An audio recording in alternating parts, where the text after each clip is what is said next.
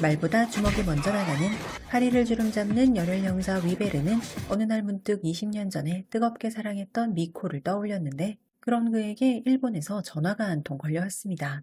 Madame Kobayashi est décédée hier à Tokyo. 전화를 건 이는 변호사였는데 그는 위베르가 그녀의 유언장에 기록된 유일한 사람이라며 일본으로 올 것을 요청했고 위베르는 화장이 진행되기 전에 마지막으로 그녀를 보고 싶다는 생각에 망설임 없이 도쿄행 비행기에 몸을 실었습니다. Momo, tu m'as reconnu?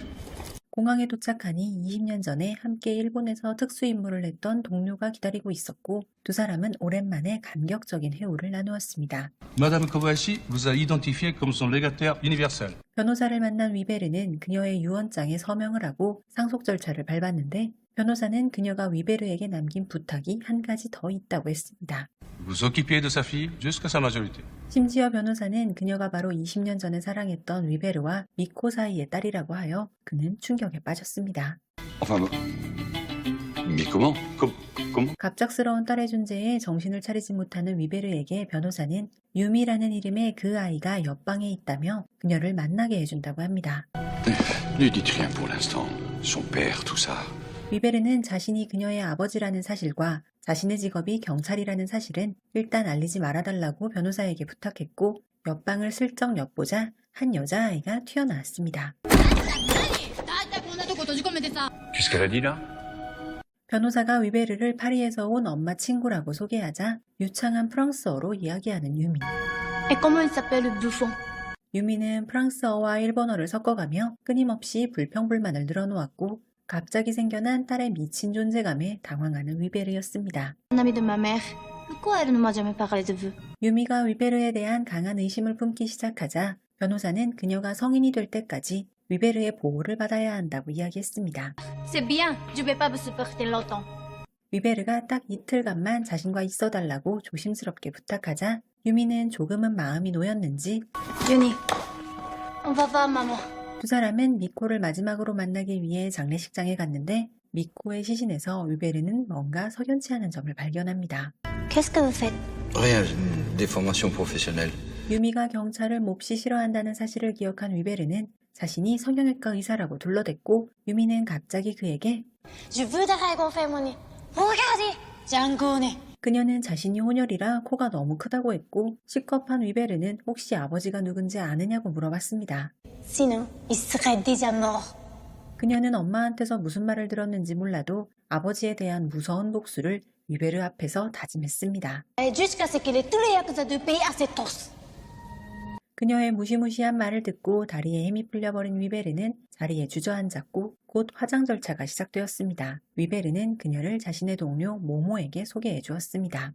Ah, c'est fou ce que vous ressemblez. Momo. 눈치 없는 친구에게 질책의 눈빛을 보낸 위베르는 유미를 따라 나섰는데 그때 그녀의 휴대전화가 울렸습니다. Tu lui as dit que t'étais flic? T'es fou, elle supporte pas les flics. Si je lui dis, elle... 미코의 죽음에 대한 의문이 생긴 위베르는 유미에게 사망증명서를 보자고 했고 그녀는 얹혀 살고 있는 이모네 집으로 그들을 데려갔습니다. Elle est jolie ta chambre. Je voulais changer le papier sur les murs. 사망증명서를 보며 위베르는 그녀와 이야기를 나누었고 무슨 이유에서인지 유미의 엄마가 그에게 위베르를 아주 나쁜 사람이라고 거짓말한 것을 알게 되었습니다. Mais pourquoi m'aurait-elle menti? Peut-être pour te protéger ou pour... 엄마에 대한 이야기를 하며 유미는 그의 앞에서 처음으로 눈물을 보였고 위베르는 그녀를 위로해 주었습니다. 유미는 그에게 쇼핑을 하러 가자고 했고 위베르는 쇼핑을 가기 전 유미의 생활비를 입금해 주려고 함께 은행에 방문했습니다. 유미가 친구와 통화를 하러 간 사이 위베르는 그녀의 계좌에 입금을 해주려고 하는데 웬일인지 그녀의 계좌에는 2억 달러라는 거금이 들어있었습니다. Ah, merci monsieur. 자신의 계좌에 천문학적인 금액이 들어있는 것을 모르는 그녀는 용돈을 넣어준 위베르에게 프랑스식으로 감사를 전했습니다. C'est énorme, vous êtes un vrai père pour moi. 두 사람은 은행을 나서서 쇼핑센터로 향했는데 이마에 나쁜 놈이라고 써있는 두 남자가 그들을 주시하더니 따라오기 시작했습니다. 위베르와 유미는 쇼핑센터로 들어섰고 그녀는 천방지축으로 뛰어다니기 시작했습니다. C'est bien, hein? C'est bien. 악당들이 따라붙은 것을 눈치챈 위베르는 동료 모모에게 연락을 해서 분석 결과를 물어보았는데 역시 미코는 누군가에게 살해당한 것이었습니다.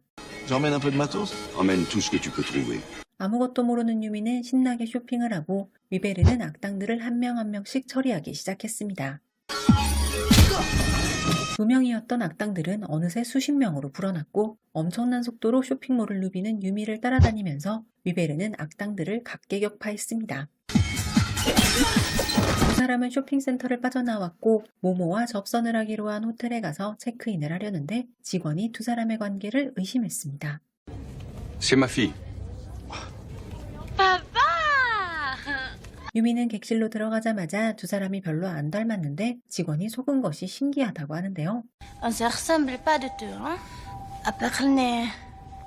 객실에 초인종이 울리자 위베르는 순간 긴장했는데 동료 모모임을 깨닫고는 유미에게 오늘 산 옷들을 입어보고 있으라고 했습니다. Tu veux que je te fasse un petit défilé? 모모는 엄청난 파괴력의 무기들을 가져왔는데 두 사람은 무기 체크하랴 유미의 패션쇼 감상하랴 정신이 없었습니다. Bazooka miniature fabriqué en Corée. Ça t'arrête un char à 100 mètres. 그 시절에도 K방사는 유효했는지 모모는 한국제 무기까지 챙겨왔으나 유미가 문을 벌컥 여는 바람에 얼른 가방을 닫아버린 두 사람. Je suis prête! Prête à quoi? 꽁꽁 숨어 있어도 모자랄 판국에 유미는 오늘 친구들과 만나서 놀기로 약속했다며 들떠 있었는데요. 밤 공기가 차다 도쿄의 치안이 요즘 안 좋다 등 위베르는 갖은 이유를 대며 그녀를 설득하려 했지만 딸을 이길 수 있는 부모는 없는 법. 결국 그는 한숨을 쉬며 그녀를 따라 나서기로 합니다. Pour les grenades. 난생 처음 게임센터에 간 위베르는 DDR이라는 생전 처음 보는 신문물도 접하고 유미의 성화에 못 이겨 직접 스텝을 밟기도 했습니다. C'est très bien pour un débutant. Je suis fière de toi. 유미의 친구들이 건슈팅 게임을 하고 있는 사이 악당들이 나타났고 위베르는 진짜 권총을 꺼내어 건슈팅 게임을 하듯이 신들린 듯한 솜씨로 한 명 한 명 쓰러뜨리기 시작했습니다. 상황을 정리한 후 위베르는 유미의 손을 잡고 아케이드 센터를 유유히 빠져나왔습니다. Je suis pas docteur. Je me suis aperçue toute seule. 위베르는 그녀에게 엄마는 살해된 것 같다고 자신은 진실을 꼭 알아낼 것이라고 이야기했습니다. 유미는 엄마가 죽기 전에 머물렀던 장소를 알려주었고 위베르는 미코가 죽기 전에 숨겨놓았던 수첩을 발견했습니다. Yumi, écoute. Allez, viens. Viens, on y va. 두 사람이 돌아간 호텔은 누군가의 침입으로 엉망이 되어 있었는데 얼마 후 전화벨이 울렸습니다. Kazuhiro Takanawa, mais mon nom ne doit pas vous dire grand-chose. 전화를 한 사람은 바로 일본 야쿠자의 보스였고 그는 골프 연습장으로 두 사람을 불러냈습니다. Que vous avez découvert sur le compte en banque de votre fille. 야쿠자의 입을 통해 진실을 알게 된 유미는 위베르를 원망했지만 Je n'ai pas abandonné ta mère, jamais. 그는 원망하는 그녀에게 자신은 진심으로 미코를 사랑했지만 20년 전 그녀는 흔적도 없이 갑자기 사라져버렸다고 했습니다. Plutôt que j'avais une fille aussi formidable que toi, mais si elle était pour vous retrouver toi et ta mère. 하지만 야쿠자의 보스는 두 사람의 눈물겨운 상봉을 보고 있을 만큼 인내심이 있지 않았습니다. かきを連れてけ。奴は殺せ。 절체절명의 순간 위베르는 골프채로 악당들을 현혹시키더니 순식간에 두 놈을 쓰러뜨리고 다른 녀석들을 상대하기 시작했습니다. 얼마 후 모모가 위베르를 구하러 왔고 그곳을 탈출한 두 사람은 숨겨진 진실을 파헤치기 시작했습니다. Un agent double. Un agent double. 모모가 가져온 정보에 따르면 무려 20년 전에 국방부 소속이었던 미코는 야쿠자의 이중 스파이로서 침투했다고 합니다. Mais pour ce faire, elle a besoin de couper avec son passé. Elle me quitte. 이중 스파이로 활동하던 그녀는 야쿠자의 검은 돈 2억 달러를 중간에서 가로채는 데 성공했지만 정체가 들통나서 무참히 살해당했던 것입니다. 이틀 후 드디어 유미가 법적으로 성년이 되는 날, 야쿠자는 그녀를 데리고 2억 달러를 인출하기 위해 은행에 나타났습니다. Bonjour. C'est pour un dépôt ou un retrait? Guillaume. 이미 만반의 준비를 마친 위베르는 모모를 은행원으로 위장시켰고 2억 달러를 야쿠자의 스위스 은행이 아닌 위베르의 계좌로 이체하려고 했습니다. Vous avez bien 20 ans? Oui, depuis ce matin. 유미가 서명을 마치자 2억 달러는 순식간에 위베르의 통장으로 입금되었고 바로 그때 등장한 위베르. Les reçus, c'est moi qui les donne. 모모는 야쿠자 보스의 머리통에 차디찬 권총을 겨눴고 은행 안에는 숨막히는 긴장감이 감돌기 시작합니다. Vous non plus, vous ne sortirez pas vivant de cette banque. 위베르가 버튼을 누르자 은행 셔터가 내려갔고 평범한 고객들로 위장하고 있던 경찰들이 야쿠자들에게 총을 겨눴습니다. Yumi, viens. 야쿠자의 보스는 어쩔 수 없이 유미를 넘겨주었고 그녀는 아빠 위베르의 뒤에 숨었습니다. 이미 은행 주변은 경찰들에 의해 완벽하게 포위된 상황이었지만 야쿠자 보스는 마지막 발악을 시작했습니다. 하지만 위베르가 쏜 총알이 먼저 보스의 몸을 관통했고 이제 그는 잔챙이들을 상대하기 시작합니다.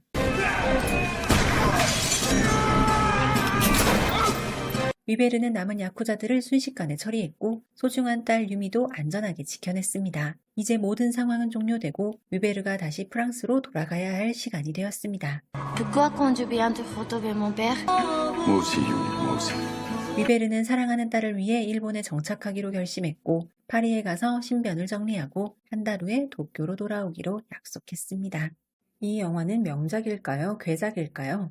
명작이라는 평가를 하는 시선에서는 2000년대 감성 액션의 정수라고 말하기도 하고 괴작이라고 평가하는 시선에서는 왜 굳이 이 영화의 제목을 레옹2로 했는가 라는 의문을 품기도 한다고 합니다.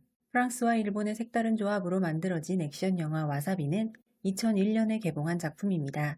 충동적이고 거칠지만 의리는 확실한 인물 위베르 역은 장르노가, 일본에서 자란 위베르의 숨겨진 딸은 그 시대 일본의 톱배우 히로스에 료코가 연기했습니다. 당시 흔치 않은 프랑스, 일본의 합작으로 히로스에 료코는 해외 팬들까지 사로잡는 배우가 되었다고 합니다. 이 시기 출연한 히로스에 료코의 작품들을 보면 지금의 그녀의 기행이 참 아쉬운 마음이 들기도 합니다. 많은 분들이 입을 모아 이런 느낌의 배우 흔치 않다고 말씀하시는 이유도 잘 알 것 같고요. 장르노는 2024년까지도 주연으로 출연하며 나의 펭귄 친구 딘딘, 루가루 늑대인간 등에서 여전히 건재함을 보여주었습니다. 1948년생으로 현재 76세임에도 현역으로 그것도 주연으로 활약할 수 있는 배우는 몇 안 될 텐데요. 1977년부터 지금까지 이어진 장르노의 필모는 스크롤을 한참 내려도 모자랄 만큼 다채롭습니다. 영화 와사비는 프랑스 특유의 블랙 유머와 일본 문화의 혼합이 독특한 분위기를 만들며 호평을 받기도 했습니다. 액션, 감동, 가족 이야기가 함께 어우러져 짧지만 인상 깊은 전개로 흘러갑니다. 파리의 강력계 형사 위베르는 다혈질로 항상 트러블 메이커로 그는 은행 강도를 잡던 중 경찰서장의 아들을 때려 2개월간 정직을 선고받고 강제 휴가를 받게 됩니다. 그런 그에게 일본에서 전화가 걸려오는데 그가 사랑했던 여인인 미코가 심장마비로 죽었으니 유품을 찾아가라는 연락이었죠. 일본으로 향한 위베르는 미코가 남긴 거액의 유산과 제멋대로인 소녀 유미를 만나게 되고 미코가 이중 스파이였다는 사실과 유미가 자신의 딸이라는 것을 알게 되는 이야기가 장르노의 멋진 액션과 더불어 영화 전반을 장식합니다. 영화 와사비는 왓챠피디아 평점 2.5점을 받았고 왓챠웨이브에서 시청이 가능합니다.